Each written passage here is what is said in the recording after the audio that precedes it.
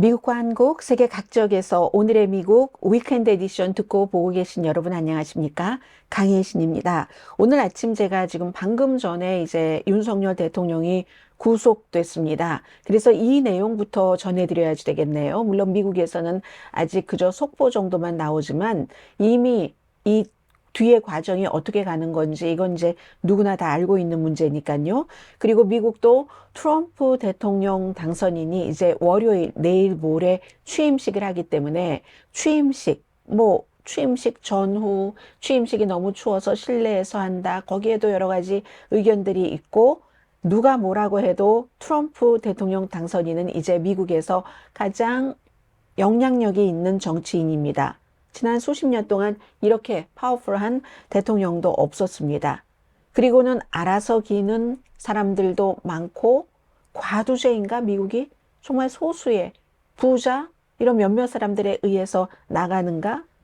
로스앤젤레스 산불도 역시 연방정부와 주정부 사이에 여러 가지 정치적인 대립이 여기에도 끼어 들어가고요. 미국 사람들 불법 체류자를 추방하는 트럼프 대통령 당선인의 정책 무척 지지합니다. 그런데 이보다도 먼저 이제 취임식 다음날 바로 시카고에서 체포가 시작된다고 하죠.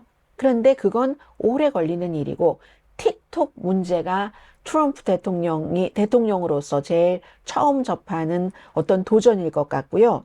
그리고 이제 한국 뉴스를 뒤로 미루려고 했는데 지금 들어왔으니까 우선 속보부터 전해드리겠습니다. 이 속보는 제가 연합뉴스를 그대로 읽어드리겠습니다.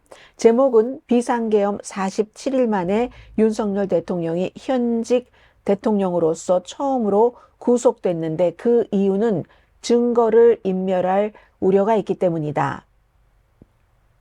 몇 분 전에 이런 일이 이루어졌습니다. 내란 우두머리 혐의를 받는 윤석열 대통령이 구속됐습니다. 한국 시간으로 새벽 4시 조금 전입니다. 12.3 비상계엄 사태 발생 47일 만이고 그리고 이제 공수처 고위공직자 범죄수사처에서 체포된 지 나흘 만입니다. 서울 서부지법 차은경 부장판사 굉장히 주목받았었죠. 이 사람 한 사람의 구속영장 지금 허락되느냐 안 되느냐가 걸려 있었기 때문에 피의자가 증거를 인멸한 염려가 있다면서 구속영장 발부를 했고 윤석열 대통령은 김용현 전 국방장관과 공모해서 12월 3일에 지난해죠. 위헌 위법한 비상계엄을 선포하는 등 국헌 문란을 목적으로 폭동을 일으킨 혐의를 받습니다.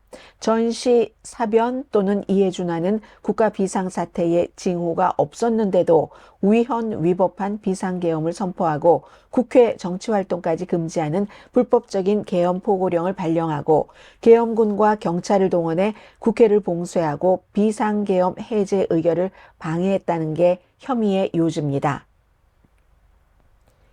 체포 요건이 되지 않는 우원식 국회의장, 더불어민주당 이재명 대표, 국민의힘 한동훈 전 대표 등 주요 인사와 중앙선거관리위원회 직원을 체포, 구금하려고 했다는 혐의도 있습니다. 윤 대통령이 직접 법정에 나와서 국무위원들에 대한 잇따른 탄핵 등 사실상 국가 비상사태였기에 계엄을 선포할 수밖에 없었고 질서 유지를 목적으로 최소한의 병력만 국회에 투입했을 뿐이라고 주장을 했습니다. 그런데 법원은 내란 혐의가 소명된다고 판단했습니다. 형법상 내란 우두머리 혐의는 최대 사형에 처할 수 있는 중범죄에 해당하는 만큼 범죄의 중대성 크고 윤 대통령의 지시를 받아 계엄에 가담한 혐의로 김용현 전 장관 등 10명이 모두 구속 기소된 점도 발부에 영향을 끼친 것으로 풀이된다. 연합뉴스의 풀입니다. 아울러 법원은 공수처 주장대로 윤 대통령이 비상계엄을 전후해 휴대전화를 교체하고 메신저 앱인 텔레그램을 탈퇴한 점 등에서 증거인멸 염려가 있다고 판단한 것으로 보인다. 이런 보도입니다. 지금 서울구치소 피의자 대기실에서 대기하던 윤석열 대통령은 정식으로 구치소의 입소 절차를 거쳐서 이제 수감이 되는 거죠. 체포기간을 포함해서 최대 20일 동안 구속된 상태로 수사를 받게 됩니다. 오늘 구속영장이 발부되지 않았다면 다시 관저로 돌아갈 수 있었는데 이제는 밖으로 나갈 수가 없게 됐습니다. 그러면 지금 시간표를 보면은 검찰이 보강 수사를 거쳐서 다음 달 5일을 전후로 해서 대통령을 구속 기소, 그러면 또 이제 60일 동안 이렇게 연장되는 건데, 이건 또 윤 대통령이 구속이 부당하다면서 법원에 구속 적부심사 요청을 하면은 시기는 2월 5일보다 조금 더 미뤄질 수 있습니다. 지금까지는 이게 전부입니다. 그리고 미국도 뭐 CNN 방송이나 AP통신 등은 이 내용을 지금 이렇게 됐다 하는 그 정도만 보도하는 정도거든요. 그런데 이건 사실은 세세한 이런 내용들은 한국에 관심이 있으신 분들은 지금 연합뉴스에서 제가 읽어드린 이상으로 훨씬 더 잘 아실 테고, 사실은 이게 이제 지금까지는 대통령이 움직일 때 경호도 받고 했습니다. 물론 이번에는 그 법정에 출두할 때 구치소의 호송차를 타고 경호 차량이 대통령을 이제 경호를 했는데, 이제부터는 이제 많은 것들이 달라지게 됐죠. 구속영장이 발부돼서 정식으로 구치소 입소 절차를 다른 그 죄인들과 마찬가지로 이런 그 똑같이 밟게 되고요. 그리고는 뭐가 될 수 있을까요? 이 과정에서 미국 뉴스들이 보도하는 것은 굉장히 많은 열렬한 그 윤석열 대통령 지지자들이 그의 석방을 요구하면서 시위를 한 것, 경찰들과 충돌도 했고 수십 명이 체포됐습니다. 최소한 2대의 뭐 수사관들을 태운 차량이 좀 약간 그 손상이 됐고요. 그런데 지금부터는 많은 뉴스들이 이제 한국 뉴스에 관심이 있으신 분들은 스스로 찾아서 보실 텐데, 이번 주에 미국 뉴스에서 계속 강조한 건 이겁니다. 이렇게 되면 이제 끝난다, 안정된다, 절대 아닙니다. 이런 그 체포, 구속 영장 발부 등으로 뭐 일부 부분적으로 뭐 조금 안심되는 그런 부분이 있을 수 있지만, 국가 기관 사이의 대치라든가, 그러나 이 드라마의 결말과는 거리가 멀다. 뉴욕타임즈의 보도였습니다. 그리고 윤석열 대통령을 지지하는 사람들이 체포돼 가면서까지 이렇게 대통령이 죄가 없다, 계엄도 할 만했다, 야당이 너무하다, 그리고 뭐 체포, 구속 영장 발부 등등의 모든 과정들이 너무나 법적으로 완전 무결하게 깨끗하지 않았다, 이런 주장들을 하면서 윤석열 대통령을 지지한다 할지라도 윤석열 대통령을 구하지는 못할 것이라고 미국 언론들은 이미 내다봤습니다. 세계 전문가들은, 많은 분들은요, 오늘의 미국에서 미국 뉴스에 관해서 미국 매체가 이렇게 보도합니다 하면은 니들이 뭘 아는데, 겉만 쑥 훑는 거지, 이렇게 얘기하는데, 제가 볼 땐 그렇지 않습니다. 제가 한국에서 한국 뉴스를 취재하는 분들에 비해서 훨씬 시각이 얇고 그럴 수는 있겠죠.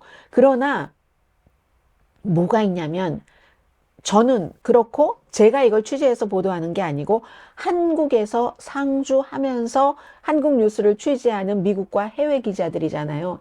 이 사람들도 어느 정도의 성향이 있겠지만 한국의 기자들, 한국의 매체들처럼 완전히 이건 내가 이런 식으로 보도를 할 거야 정해놓고 취재하고 보도하지 않습니다. 그래서 더 정확할 때가 많다고 말씀드립니다. 시사평론가들도 마찬가지예요. 제가 이렇게 한국의 시사평론가들 평론하는 것을 보면은 누구나 다 일반인으로서 그분들을 평가할 수는 있잖아요. 어떤 사람은 분명히 본인의 시각이 있고 그 시각에 맞춰서 모든 걸 다 꿰맞춰서 보도하는 사람들이, 논평하는 사람들이 있습니다. 대체로 보면 그런 사람들이 더 인기더군요.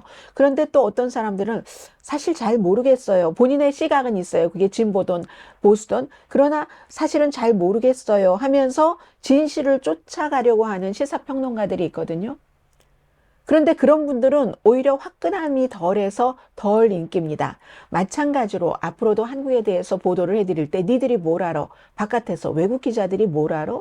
너는 또 외국 기자들의 그 보도를 또다시 세컨핸드로 전해주잖아 하지 마시고요. 딱 정해놓고 모든 걸 다 그 시각으로만 보는 사람들보다는 훨씬 객관적일 수 있기 때문에 그건 왜 중요하냐면 전망을 할 때도 객관적으로 할 수 있다는 거죠. 댓글 다시는 분들도 마찬가지입니다. 화끈하게 댓글 다시는 분들이 많아요. 이재명 대표를 엄청 지지하시는 분들. 이런 분들은요, 무조건 윤석열 대통령이나 그 지지자들은 그냥 금방 뭐 사형을 시켜야지 된다던가 다 잘못했다던가 본인의 주장만이 100% 맞다고 주장을 하십니다. 그런데 그렇지 않거든요. 밖에서 보면은 충분히 더불어민주당이 맞는 것도 있고 틀리는 것도 있고 애매한 부분도 있고 하거든요. 그런 면에서는 해외에서 오랫동안 한국을 취재한 매체와 그런 기자들의 전망 보도를 보시는 게 더 정확할 수도 있다고 알려드립니다. 짧게 하려고 했는데 제가 생각했던 것보단 약간 길어졌고요. 그리고 이제 뒤에 끝날 무렵에 미국에서도 어떠한 논평이 나오면 이건 다시 전해드리겠습니다. 미국 뉴스로 돌아가 보겠습니다. 미국 뉴스는요, 오늘 이제 제가 어떤 내용들을 전해드릴까 하면은 트럼프 대통령 당선자가 가장 미국에서 수십 년 만에 대통령으로서도 일반 모든 정치인들을 포함해서 영향력이 있는 정치인이다 하는 거. 그리고 미국이 이 바이든 대통령이 나가면서 고별 연설에서 강조했던 것처럼 과두제가 될 것인가, 그냥 영향력이 있는 몇몇 사람들이 쥐고 흔들 것인가, 알아서 기는 사람들이 너무 많습니다. 로스앤젤레스 산불의 경우는요, 이게 정치와 연관되지 않을 수가 없어요. 연방정부와 민주당 색깔이 강한 캘리포니아 로스앤젤레스와. 인사청문회 왜 중요하죠? 이 사람들이 트럼프 입맛에 맞게 전부 거의 모든 것을 해줄 사람들이기 때문에. 또 트럼프 대통령 당선인은 미국 사람들은 불법 체류자 빨리 추방해야지 된다. 이런 부분에 대해서 트럼프 당선인 무척 지지합니다. 그런데 불법 체류자 추방 문제는 하루 이틀, 한 달, 두 달에 되는 게 아닙니다. 오히려 틱톡이 몇 개월 안에 결정될 수 있는 트럼프 대통령의 대통령으로서의 역할을 시험하는 넘버원 이슈가 될 가능성이 높습니다. 자, 이런 문제인데요. 먼저 트럼프 대통령이 이제 내일 모레부터는 대통령인데 로널드 레이건 이후에 가장 영향력 있는 미국 정치인이라는 점에 누구나 동일합니다. 정치를 좀 아는 사람들은. 기본적으로 미국은 지난 50년 동안 정말 큰 변화가 있었습니다. 이 50년 자체가 바이든이 정치를 시작하고 지금 거의 마무리 단계죠. 이런 50년을 말합니다. 어떤 국제사회의 일에도 많이 개입도 했고 미국에 있는 인스티튜션, 기관에 대해서 존중도 하고 그리고 어떠한 최소한의 문제가 있다고는 하지만 양당제가 쭉 진행돼 왔었던 트럼프 대통령 당선인은 이 모든 것을 다 없애겠다고 말했습니다. 세계 개입 안 하고 워싱턴은 다 썩은 물이기 때문에 빼야지 되고 그런 트럼프 대통령이 이제 취임을 하려고 하고 행정명령을 이용해서 많은 것을 없애려고 하기 때문에 미국은 지난 50년과 지금부터 4년은 굉장히 달라질 수 있다는, 말하자면 미국 역사에 있어서 엄청난 전환점입니다. 그렇게 아니라고 하던 프로젝트 2025 가장 보수적인 띵크탱크, 코리안 아메리칸들도 헤리티지 재단에서 일하시는 분들 많거든요. 그런 분들이 한국에서 한국 매체에서 엄청 높게 평가하고 그분들의 말을 다 실어주던데 그분들은 헤리티지 재단과 연관이 돼서 항상 모든 것을 강성으로 얘기를 해야지만 그분들의 직업이 보장되는 사람들입니다. 헤리티지 재단이 만든 프로젝트 2025와 나는 아무런 관련이 없어 했는데 지금 이제 대통령이 당선되고 취임하고 이 과정을 쭉 보니까 거의 헤리티지 재단이 하는 식으로 가고 있습니다. 공무원들도 대통령이 마음대로 해고할 수 있고 대통령의 권한을 엄청나게 강화하고, 그런데 사실은 여론조사를 보면 미국 사람들이 그런 건 싫어하거든요. 지금 뉴욕타임스 최근에 여론조사 보면은요, 불법 체류자 추방하는 거 아주 격정적으로 지지합니다. 관세에 대해서는 거의 반반인 것 같아요. 그리고 어린아이들, 일반인들이 많은 관심을 갖지는 않지만 어린아이들의 무슨 성별을 감별하는 문제라든가 치료 문제라든가 이런 건 굉장히 많은 분들이 이거는 전문가들이 영역이야 하고 관여를 안 하지만 공화당은 엄청 좋아하는데 이런 것에 대해서 미성년자 때에는 부모가 관리를 해야지 이렇게 생각하는 사람들 많거든요. 해외에 돈을 너무 쓴다. 이것도 트럼프의 정책을 좋아하는 겁니다. 우크라이나에 왜 그렇게 돈을 많이 써? 그래서 굉장히 지금 미국이 분열돼 있는데요. 이민자, 불법 체류자들 다 쫓아 하는 생각이 무척 많은데도 불구하고 또 전반적인 이민에 대해서는 반 이상이 이민이 미국에 도움이 된다고 생각을 합니다. 그런데 미국에 도움이 되는 이민이라고 하는 것은 꼭 합법 체류자만 얘기하는 게 아닙니다. 건축이라든가 식당이라든가 봉제 공장이라든가 아직도 엄청나게 많은 불법 체류자들이 임금 조금 받고 일하고 세금은 제대로 냅니다. 참 모순적이죠? 이런 점들이. 그리고는 아주 중요하다고 생각하는 것은 트럼프가 어떻게 좀 해봐. 뭐 이민이고 이런 거, 특히 경제가 있고, 경제가 관세에 포함되기도 하고요. 해봐 하면서도 그 사람 자체에 대한 호감도는 그다지 높지 않다는 것. 뭐 538 여론조사 결과에 따르면 호감도는 50%보다 약간 못 미치거든요. 이거 그렇게 보면은 2024년도 파퓰러 보트 선거에서 이것과 비슷하네요. 물론 얼마 전에 그 CNN 방송의 여론조사에서도 트럼프 대통령 당선인이 8년 전에 대통령으로 취임할 때 그때보다는 지금 지지도가 높습니다. 그게 사실이거든요. 8년 전보다 트럼프의 지지도는 높아졌지만 그렇다고 이 사람이 오바마나 바이든이 처음에 집권해서 일을 시작할 때 그때 막 60% 넘는 지지 이거는 또 따라가지 못합니다. 그래서 전권을 트럼프 대통령 당선인에게 주고 싶어 하지 않고 특히 이 조사에서 73% 사람들은 트럼프 대통령이 본인의 정치적인 적들을 계속 수사하고 뭐 나중에 감옥에 가둘 수도 있고 그게 다 법무장관 이런 사람들이 하겠다는 일이죠. 그런 것을 좋아하지 않습니다. 73%가. 이게 어떻게 될지 모르겠어요. 1월 2일부터 10일까지 성인 2,128명을 대상으로 여론조사를 했습니다. 그러나 이 많은 굉장히 급진적인 이슈들이 많이 나오고 있는데 여기에 대해서 반만 진행을 한다 할지라도 미국은 4년 뒤가 되면 엄청나게 달라져 있는 미국이 될 겁니다. 이틀 남았습니다. 이틀 있으면 월요일에 취임식 하고도 바로 보통 대통령들이 취임식 하고 나서 뭔가를 보여준다 하면서 상징적으로 행정명령 같은 거 쫙 발표를 하거든요. 트럼프 대통령 당선인은 너무 추워서 결국은 의사당 밖이 아니라 의사당 안으로 들어가서 우리가 정말 많은 사람들이 알고 그런 중요한 인물들이 사망하면 얼마 전에 지미 카러 전 대통령도 그랬고 그 의사당에 한 600명 정도 들어간다고 하죠. 그 로턴더 빡빡하게 서서 거기에서 이 취임식을 하겠다고 발표를 했습니다. 그러면 의원들도 다 못 들어가요. 왜 한국에서 오시는 분들도 거기에 다 들어가실 수 있다고 보장 못할 것 같은데요.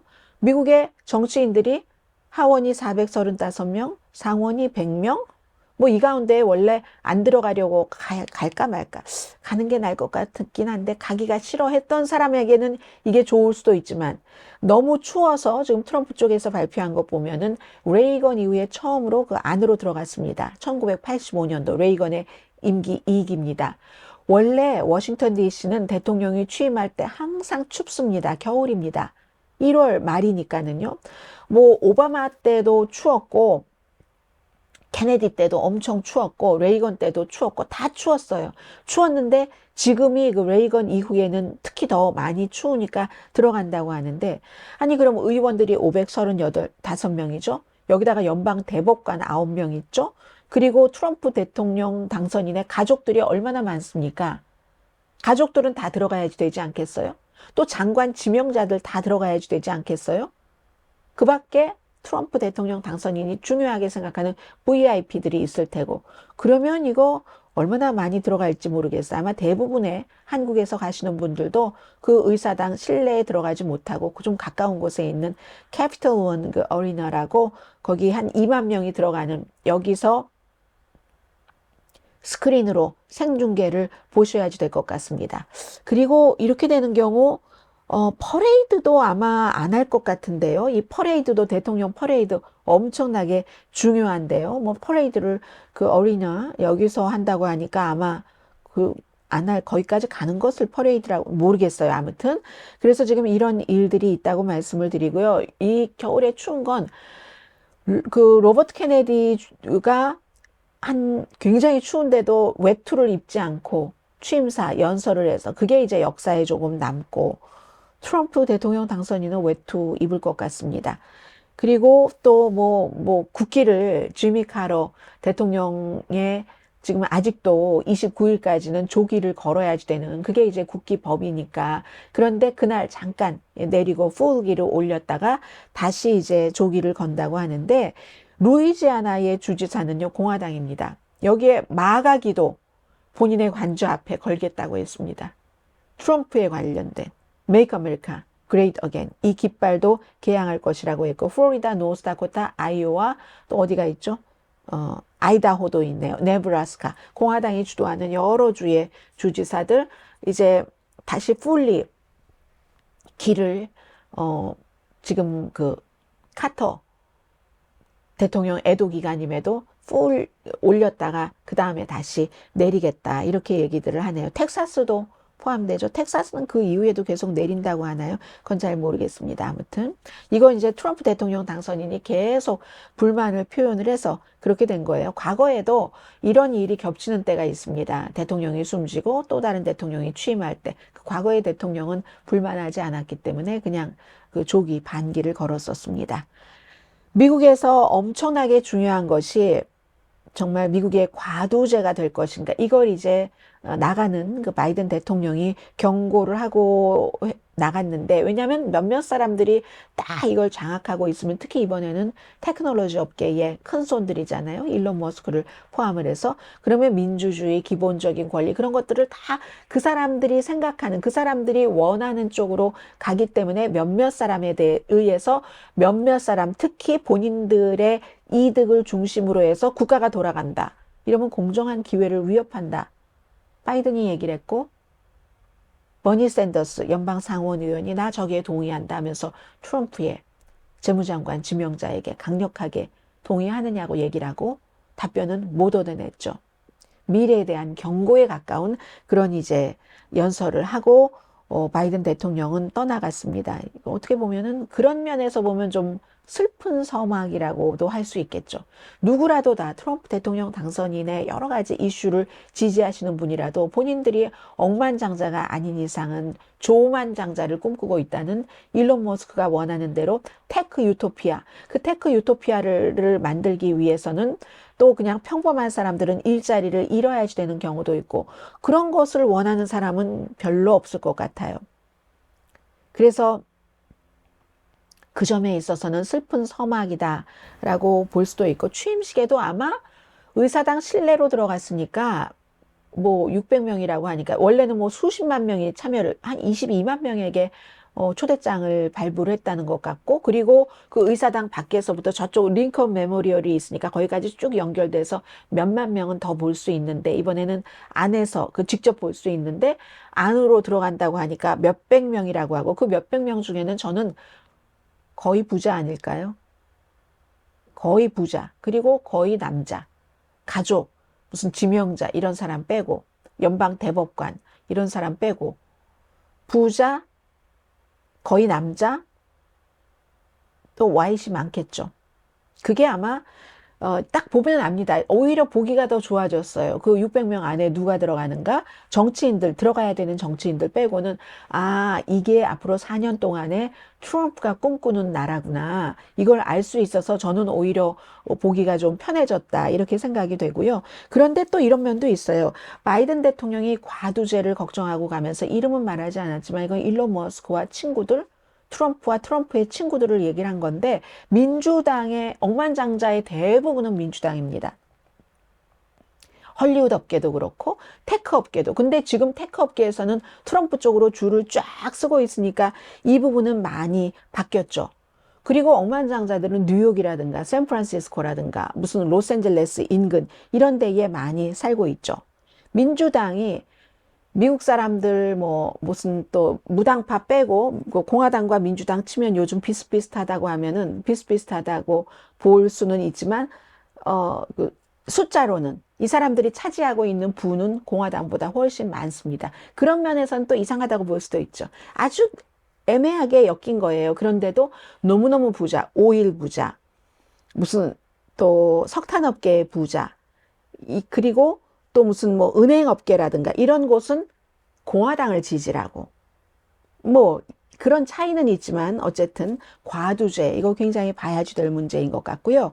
그리고는 이제 어제 보니까 빌 게이츠가 2주일 전에 말하려고 해서 트럼프 대통령 당선인을 만났는데 굉장히 나 흥미 있었다. 그러니까 아니 인상적이었다. 임프레시브 했다고 얘기를 하던데 마이크로소프트 공동 창업자 빌 게이츠 맞습니다. 저는 여기서 두 가지 느꼈는데 나중에 말씀드리고요. 월스트리트저널의 편집장 에마 터커와 인터뷰를 했는데 3시간 동안 식사를 했답니다. 그 자리에는 일론 머스크는 없었고 대신에 이제 백악관에 이제 비서실장이 있었고 수지 와일즈가 있었고 그런데 거기서 이슈가 굉장히 광범위했는데 이 지금 빌 게이츠가 얘기를 한 거니까 세계의 건강에 대해서 돈도 많이 쓰고 노력도 많이 하는 사람이잖아요.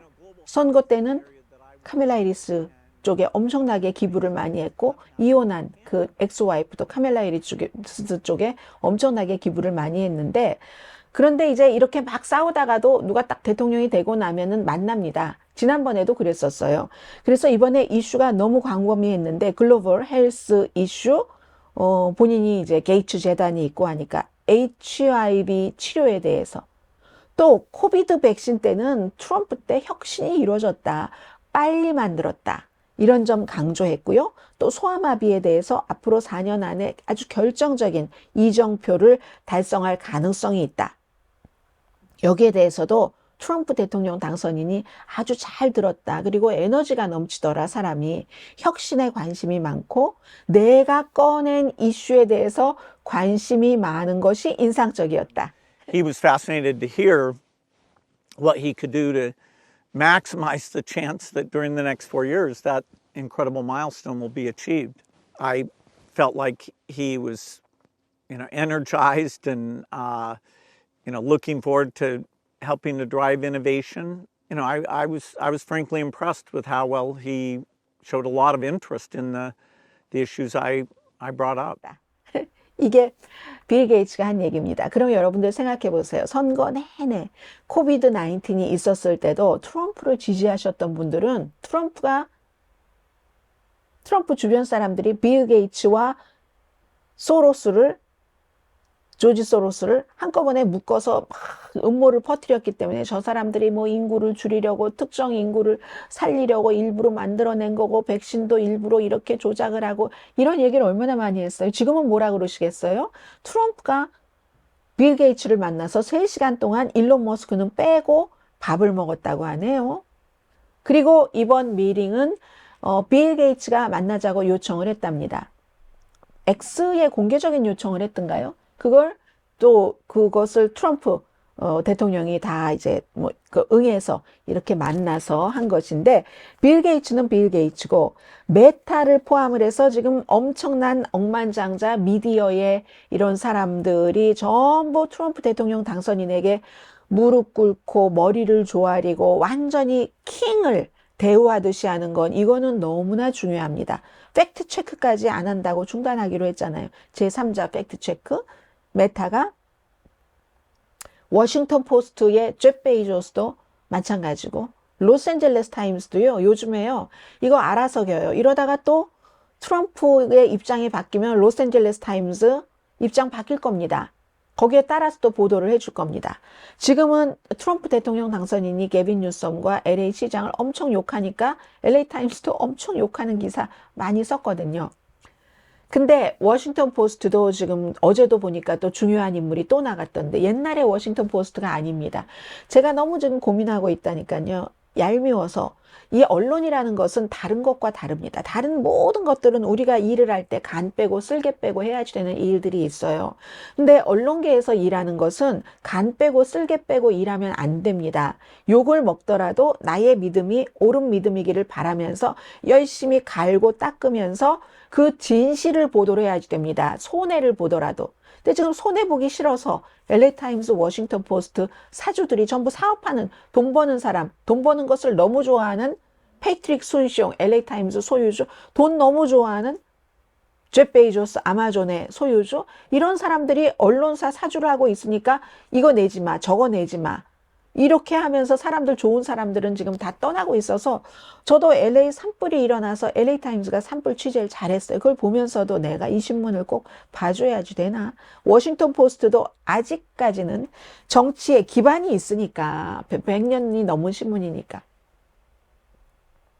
보기는 보는데 언제 끊어야지 되지? 이런 시기를 보고 있습니다. 너무 그 머리 조아림이 기가 막혀서 밥맛 떨어져서 워싱턴 포스트도 원래 그 아버지가 했었고 사위가 했었고 그 사위의 부인인 딸 캐서린 그레함이 세상을 떠난 지도 20년이나 됐고 워싱턴 포스트 사옥이 옮긴 지도 오래됐고 엄청난 속도로 최근에 신뢰성을 잃고 있습니다. 워싱턴 포스트 혼자가 아니에요.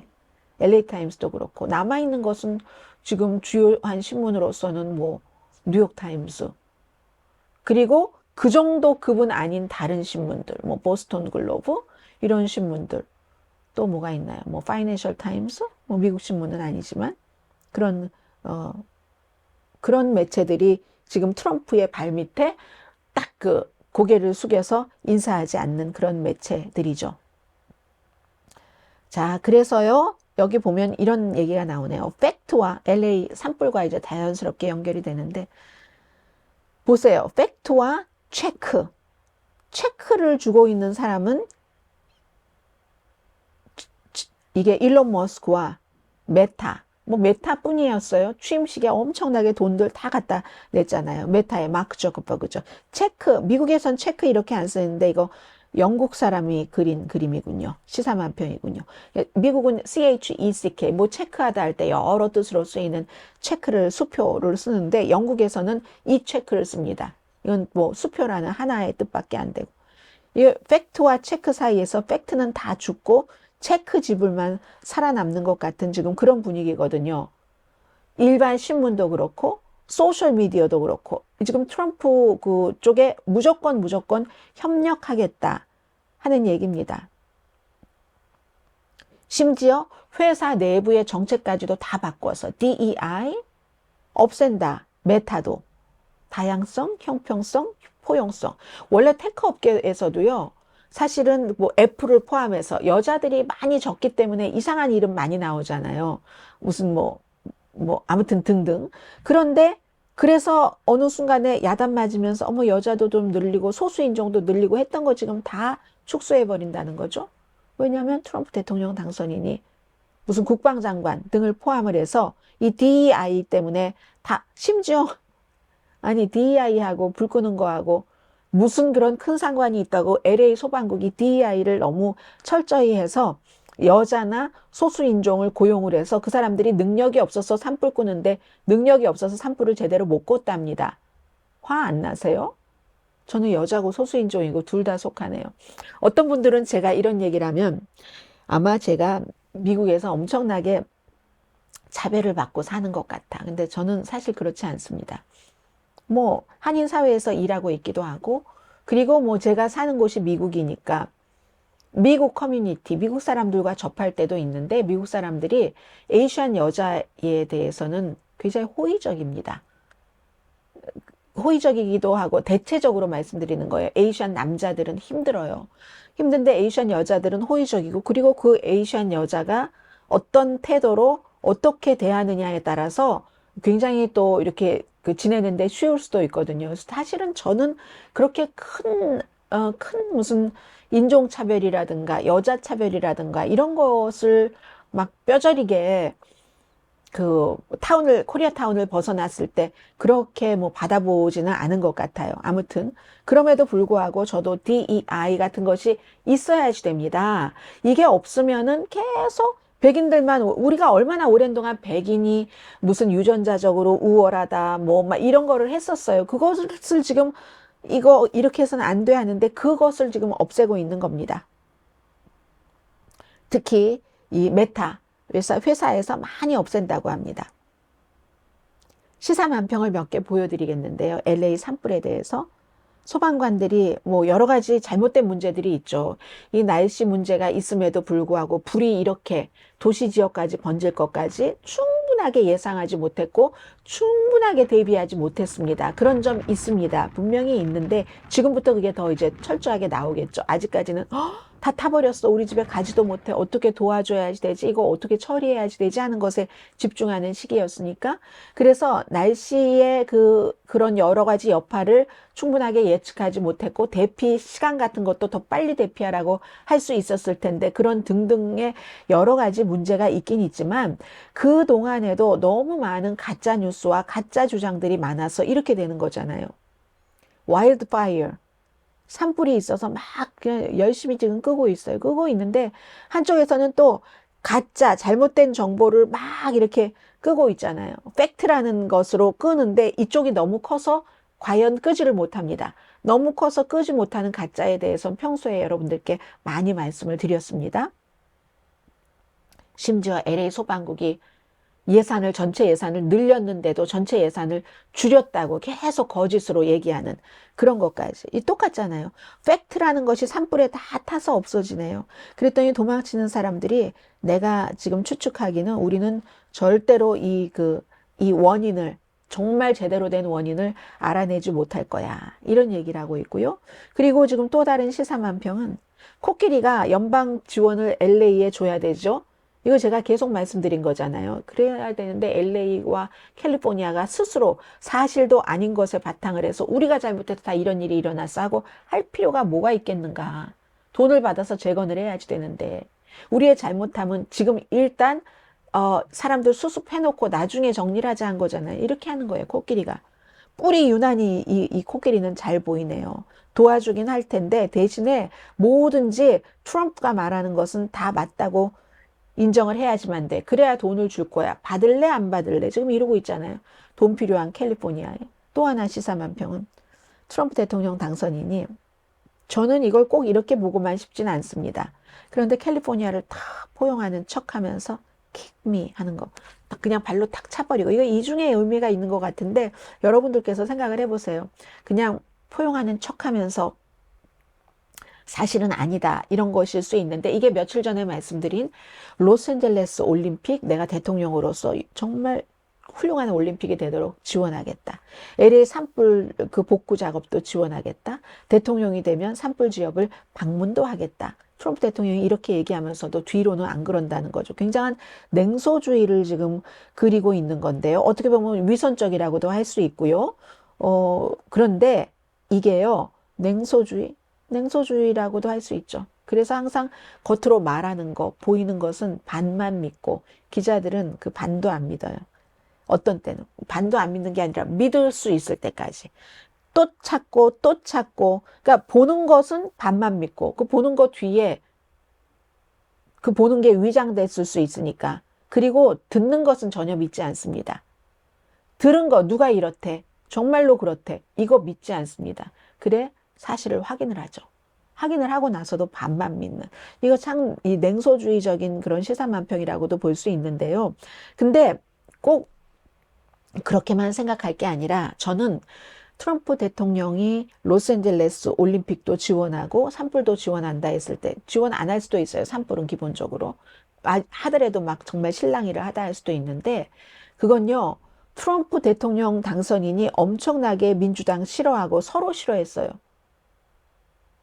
주지사는 민주당 정말 뭐 차기 대통령 후보가 되는 것을 바라보는 사람이고 로스앤젤레스의 시장은 우선 흑인이고 여자입니다. 흑인이고 여자 트럼프 대통령 당선인 싫어해요.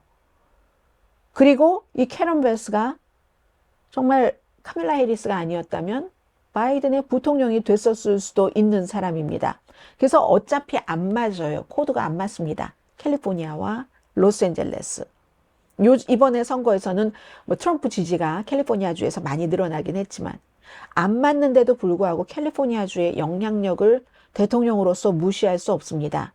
캘리포니아의 정치적인 영향력, 경제적인 영향력, 캘리포니아주에서 받아가는 것도 있지만 도와주는 것도 있습니다. 그리고 로스앤젤레스 올림픽 잘못해서 망치면 네, 로스앤젤레스 시장 잘못했어요. 주지사 잘못했어요. 이번에 재난처럼 실제보다 더 많은 비난을 받게 될 겁니다. 만약에 잘못되면. 그러면 그 위는 누구예요? 대통령 아닙니까? 로스앤젤레스 올림픽이 도시라서 로스앤젤레스 올림픽이라는 이름이 붙었지 본인이 대통령이었었을 때 미국에 이걸 유치하려고 얼마나 다들 기대를 하고 힘을 쓰고 일을 했습니까? 본인이 대통령이었었을 때 그것도 대통령 임기 7월 15일부터인가 시작하니까 끝날 임기 몇 개월 안 남겨두고 하는 마지막에 정말 사람들을 한꺼번에 쫙 모을 수 있는 이 이슈가 실망하는 걸 원하겠어요? I don't think so. 저는 아직은 그렇게 생각하지 않거든요. 그래서 캘리포니아와 트럼프 대통령은 참 애증의 관계다. 애까지는 모르겠지만 서로 필요할 수밖에 없는 관계다. 지금 이런 얘기 전합니다. 인준청문회는 시간이 많이 지났기 때문에 하나만 전해드리겠습니다. 왜 하나만 전해드리냐면 어차피 상당히 많은 사람들이 다 트럼프가 원하는 대로 인준청문회를 공화당이 뭐 쉬운 한 표만 있으면 되니까 지금 쉬운 3명이니까 거의 찬성을 할 것으로 보이기 때문에 국방장관, 국무장관, 법무장관, 무슨 뭐 정보국, 에너지, 경제, 국가안보국 전부 뭐 이런데 너무 후보자가 너무 많아서 얘기를 다 하기도 어렵습니다. 중요한 건 할 수 있는 부서에선 전부 앞에 말씀드린 DEI 제도 없애고 국방부를 중심으로 법무부를 중심으로 뭐 흑인 합참의장도 뭐 흑인이었기 때문에 최초의 흑인 합참의장은 그 콜린 파웰이었어요. 근데 이번에 그 찰스 큐 브라운 이 사람은 두 번째 흑인 합참의장이지만 공군에서 처음으로 흑인 공군 참모총장이 됐다. 제가 지난번에 이 부분을 좀 클리어하지 않게 말씀드린 것 같아요. 근데 이 사람이 합참의장 된 것도 흑인이기 때문에 된 거야. 이렇게 얘기를 하는 핏 헥세스입니다. 로이드 어스틴 국방장관도 지금 흑인이고요. 두 사람 다 사성 장군입니다. 근데 제가 제일 놀라웠던 것은 국방장관 지명자 핏 헥세스입니다. 아센과 미국도 그렇고 다 이제 아센들이 협상을 해야지 되고 미국이 그게 너무 중요한데 아센 어느 나라가 아센 멤버인지 답하실 수 있으세요? 동남아시아 그 국가연합 10개국이 돼 있고 그리고 뭐 경제 정치 협력체죠. 뭐 인도네시아, 캄보디아, 무슨 뭐 필리핀도 들어가 있고 또 어디죠? 브루나이가 생각이 안 나네요. 그다음에 뭐 말레이시아, 미얀마, 뭐 싱가포르, 뭐 태국하고 베트남 당연히 들어가고요. 그럼 10개국 됐죠? 라오스가 하나 빠졌네요. 이런 나라들이 막 67년부터 지금까지 원래 5개국 정도가 해서 지금 10개국으로 했는데 인도 태평양을 미국이 엄청 강조하기 때문에 이 아셈, 동남아시아 국가연합은 굉장히 중요한데 여기에 대해서 어떤 나라인지 얘기할 수 있습니까? 할 때 지금 국방장관 지명자가 정말 중요한 거예요. 한국, 호주 이렇게 얘기하잖아요. 잠시 How many 들어보시겠습니다. nations are in ASEAN, by the way? I couldn't tell you the exact No, you amount of couldn't, nations in because you've that, not but I even know we have bothered to allies do- in South Korea and Japan and in AUKUS with Australia, trying to work Okay. on submarines with them.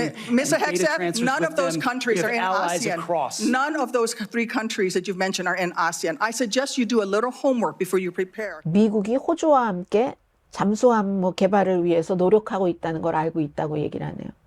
한국, 일본, 호주가 아셈 국가 멤버랍니다. 국방장관 지명자가 이거는 그러니까 자격이 없다고 하면서 일리노이주 출신의 연방 그 민주당 상원 의원이 한숨을 쉬었던 겁니다. 그러니까 결국은 트럼프 대통령 당선인이요. 본인 말 잘 듣는 사람. 그리고 이 텔레비전 화면, 사진 말 잘 받는 그런 사람들을 자리에 앉히는 걸 좋아하는 거죠. 이 피트 헥세스는 팍스의 팍스 앤 프렌즈의 주말 앵커고요.